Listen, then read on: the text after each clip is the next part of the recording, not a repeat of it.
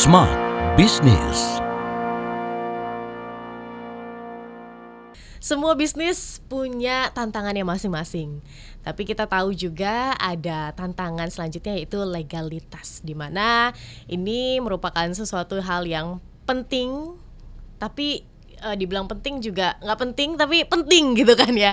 Gimana tuh Syah? Nah, kita akan bahas ini dalam program Smart Business. Tasya Rustam akan temani Anda, karena ngomongin legalitas itu bisa memperkuat bisnis dan juga branding yang Anda miliki. Kita belajar dari owner Momolin Bakery, Mas Dion Dikusuma. Halo Mas Dion. Halo Mbak Tasya. Kita mau belajar nih legalitas dan juga rebranding ya dari bisnis food and beverage. Karena kita tahu legalitas apalagi di bisnis food itu benar-benar menjadi hal yang harus diperhatikan. Apalagi sekarang orang udah mulai aware ya sama halal, BPOM begitu kan. Nih dicek nomornya berapa, dicek sama customer. Nah, kalau sepengalaman Mas Dion, gimana caranya untuk bisa meng-alignkan sejalan dengan hal ini? Oke, kalau misalnya legalitas ya sebenarnya semua bisnis butuh lah ya legalitas ya. Kalau makanan sih khususnya ya karena kita di Bekasi dan memang target utama kita misalnya orang-orang muslim nih 80%, 90%. Halal itu kayak jadi penting banget gitu loh. Kenapa sih hal penting? Karena kan jadi orang lebih percaya, lebih trust.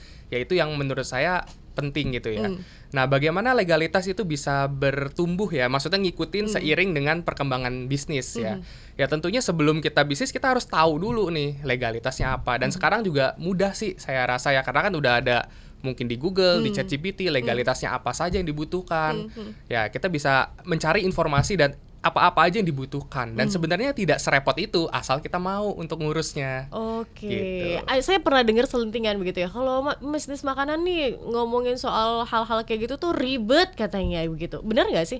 Sebenarnya enggak juga sih, enggak juga ya. Kebetulan sih kalau kita kan ada temen notaris ya, dia punya kenalan juga banyak tuh. Jadi dia ngasih tahu nih, kalau misalnya ini butuh dokumennya apa aja yang mesti disiapin. Jadi kita dituntun. Ya cara registrasinya bagaimana dan sebagainya. Nah, kalau kami sendiri di bisnis makanan sebenarnya yang butuh tuh PIRT ya kan. Terus juga butuh halal ya kalau memang menjual makanan yang halal.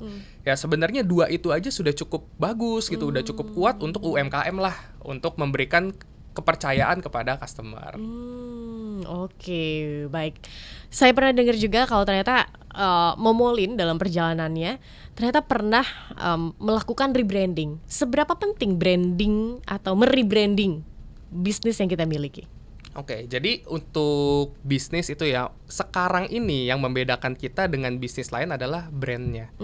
Karena kalau ngomongin produk, ya semua orang mungkin bisa bikin produk yang mirip-mirip gitu loh. Misalnya pakaian atau makanan apapun ya semua orang bisa bikin.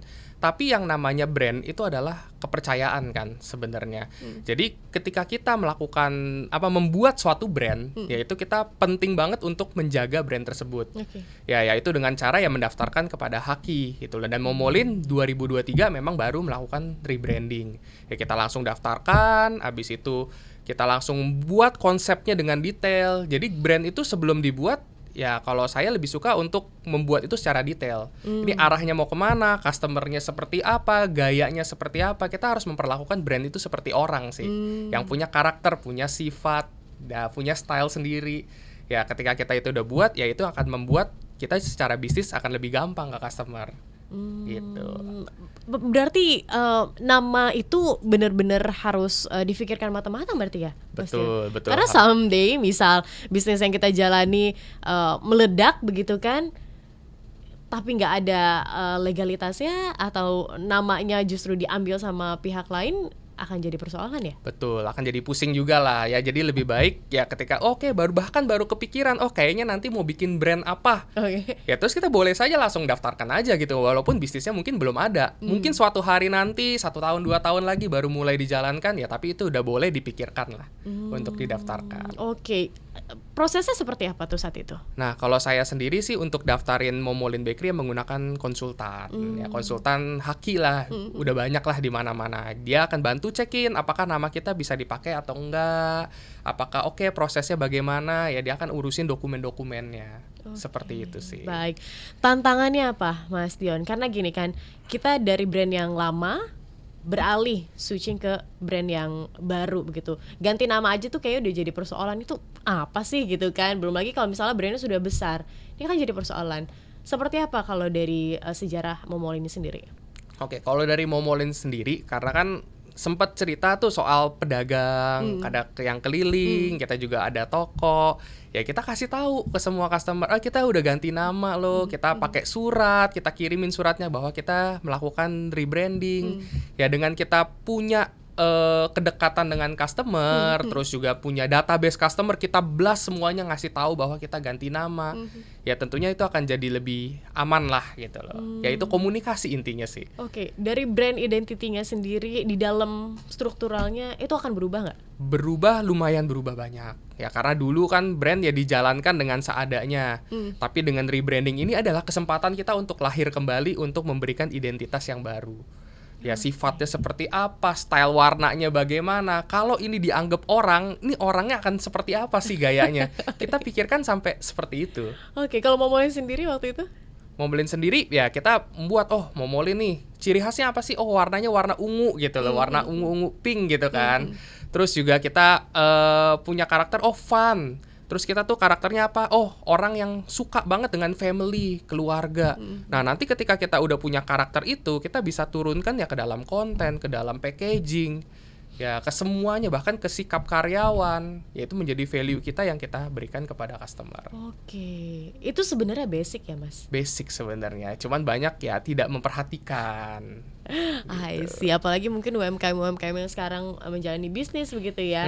Kayak ya udahlah yang penting jualan, produknya laku, tapi nggak tahu ternyata misalnya produknya boom, tapi nggak bisa pakai nama yang sudah dipakai di sebelum-sebelumnya begitu ya, Mas Dion. Ada nggak sih pengalaman mungkin Mas Dion punya teman-teman yang juga merasakan hal yang sama? Ada beberapa teman gitu loh, dia harus rebranding ya karena waktu itu nggak didaftarin lah nama-namanya mereka gitu loh. Mereka harus rebranding ya, tapi dengan hasil rebranding tersebut ya mereka bahkan bisa jadi lebih bagus lagi gitu loh, karena kan ketika rebranding akan dipikirkan dengan matang-matang gitu loh.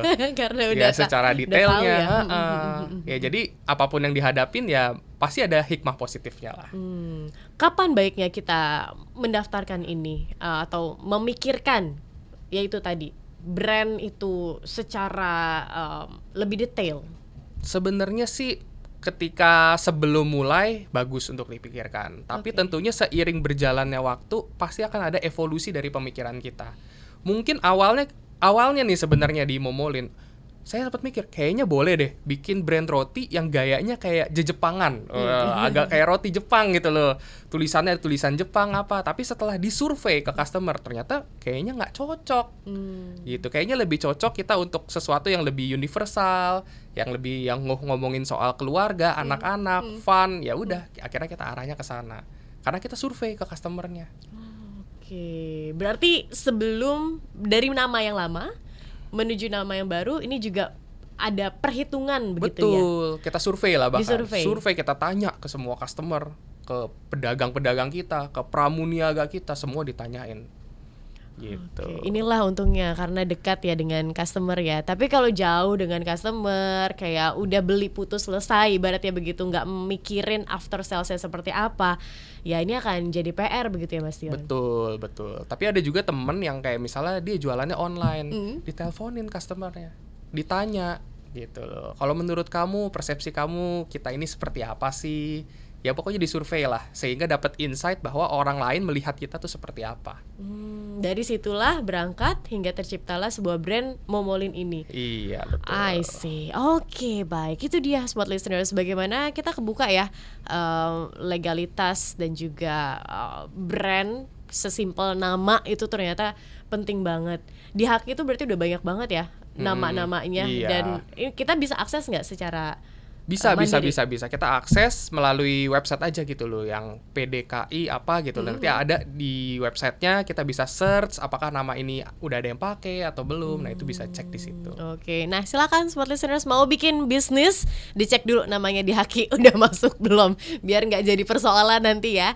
Dan harus mungkin mengalami hal yang dialami sama Momolin, di mana harus rebranding kembali. Dan legalitas tadi juga sempat disinggung, bagaimana penting dan ada surat-surat legalitas yang dibutuhkan di dalam F&B, apalagi kalau masih sekalinya UMKM. Semangat smart listeners untuk Anda yang mungkin masih berbisnis, terutama F&B, dan terima kasih Mas Dian untuk insight-nya di kesempatan kali ini. Semoga bisa mencerahkan Anda. Kita ketemu lagi ya di podcast episode-episode lainnya, dan pastikan juga follow social media Smart FM dan subscribe podcast Radio Smart FM, karena akan kami hadirkan konten-konten bermanfaat lainnya. Kita pamit. Akhir kata, saya Tasya Rustama. Saya Dion Kusuma. Kami pamit undur diri. Bye-bye. Bye-bye. Smart Business. Lead you better.